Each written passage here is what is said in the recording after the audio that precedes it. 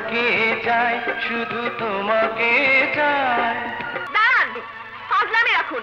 আপনি কেন আমার বাসা পর্যন্ত ধাওয়া করেছেন? মানে বাসা সালমান শাহ ভাইয়ের মতো নায়ক আমার মনে হয় না যে আমাদের দেশে আর কখনো কেউ আসবে বা ওনার জায়গাটা পূরণ করবে। আসলে সত্যি কথা বলতে কি, যার যার জায়গা শেষেই আমার মনে হয় যে ঠিক আছে, মানে ওনাদের যেই যতবারই যেই আসুক, যত বড়ই নায়ক আসুক বা নায়িকা আসুক, তাদের আগে যারা ছিলেন তাদের জায়গাটা কিন্তু আর পূরণ হয় না। তো ঠিক তেমনি সালমান শাহ ভাইও, আর উনি খুব হাসি খুশি ছিলেন এবং আম্মার সাথে খুব ভালো ওনার সম্পর্ক ছিল। আর অন্তরে অন্তরে সিনেমাটা যখন করেন তখন ওনাদের সম্পর্কটা আরও বেশি গভীর হয়। তো খুব মজা করতেন আম্মার সাথে, আম্মা অনেক গল্প করতেন বাসায়।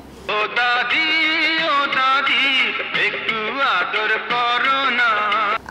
সালমান শাহ ভাইয়ের সাথে আমার কখনো কোনো ছবি হয়নি, আর এটা আমার জীবনের একটা সত্যি দুঃখ যে ওনার সাথে আমার কখনো কোনো ছবি হয়নি। এই আফসোসটা আমার থেকেই যাবে। আর সবচেয়ে মজার বিষয় হচ্ছে সালমান শাহর মৃত্যুর পরে বোঝা গেছে যে উনি কতটা জনপ্রিয়।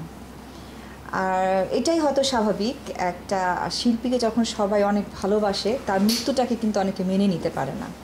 তো সেই কারণেই সালমান শাহর মৃত্যুর পরে আমরা বুঝতে পেরেছি যে ওনার জনপ্রিয়তাটা মানে কত।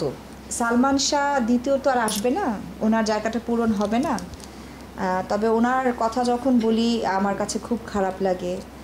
আর কারণ একটা ঘটনা আমার খুব মনে পড়ে যে অন্তর অন্তরে সিনেমার শুটিংয়ের পরে একদিন আম্মাকে উনি আমাদের বাসাতে নামাই দিতে আসেন ওনার গাড়িতে করে।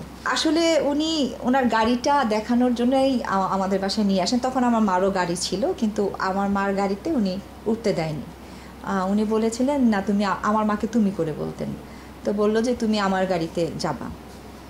তো আম্মাকে যখন নামাই দিল তখন আমরা যে বিল্ডিংয়ে থাকি, তো আমাদের বাসার কাছে এসে বললো যে মুক্তির রুম কোন দিকে। তা আম্মা বলল যে মুক্তির রুমটা এই সাইডে। তো সেই সময় উনি ওখান থেকে নিচে থেকে ডাকছিলেন মুক্তি মুক্তি করে। তা আমি তো কখনো ভাবিও নাই যে উনি বাসার নিচে এসে এভাবে ডাকবেন। তা আমি ভাবছিলাম যে কে এভাবে ডাকতেছে। তো আমি যখন গেলাম জানালার সামনে গিয়ে দেখি যে সালমান শাহ। খুবই অবাক, এবং আমিও ওনার অনেক ভক্ত। তখন আমি অবাক হলো, আলী আপনি এখানে, আপনি উপরে আসেন, বাসায় আসেন।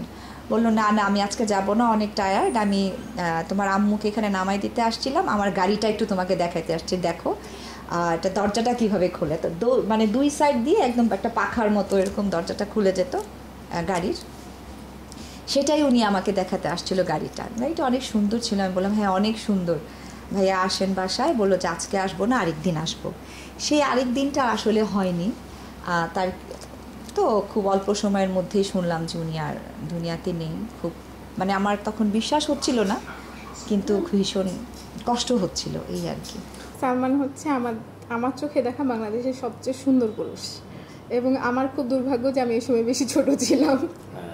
যাই হোক, এটা ফান ছিল, কিন্তু আমার আসলে বাংলাদেশের সিনেমার অনেক বড় লস হচ্ছে সালমানের চলে যাওয়া।